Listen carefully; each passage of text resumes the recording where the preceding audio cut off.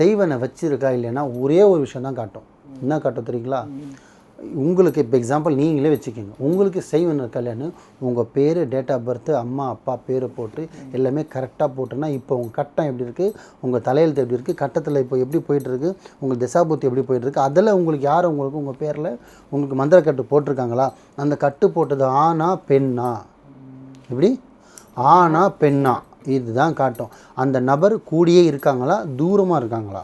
கூடியே இருக்க நபர் யாருன்னா சொந்தம், பந்தம், அக்கா, தங்கச்சி, சொந்தக்காரர், பக்கத்து வீட்டில் இருக்கும், எதிர் வீட்டில் இருக்கும், கீழே யாருன்னா இருக்கலாம், உறவானவங்களும் இருக்கலாம், ஃப்ரெண்ட்ஸு கூட இருக்கலாம். இன்னார் இன்னார் இன்னார்னு காட்டாது. ஓகே, ஆனா பெண்ணான்னு தெரிஞ்சுக்கலாம், உறவினரா அசலான்னு தெரிஞ்சுக்கலாம். தூரமாக எப்படி காட்டோம்னா ரிலேஷன்ஷிப் தூரமாக காட்டும். அதுக்கு என்ன அர்த்தம்னா நீங்கள் எப்போனா ஒருத்தனை ஏமாத்திருக்கலாம், அவன் உங்களுக்கு செய்வன் வச்சுருப்பான். அப்போன்னா அதுதான் தூரமாக காட்டும். கூடயே இருக்கிற மாமியார், மாமனாரோ, சொந்தமோ, பந்தமோ, அங்காளி பங்காளி வச்சோன்னா கிட்ட காட்டும். இது தாம்மா தயவு செஞ்சு உண்மை. அதை விட்டுட்டு வந்து சித்தப்பா பண்ணிட்டான், பெரியப்பா பண்ணிட்டான், மாமனார் பண்ணிட்டான், எந்த உறவு போய் கேட்குறீங்களோ அதுக்கு ஆப்போசிட்டாக உறவு சொல்லுவாங்க.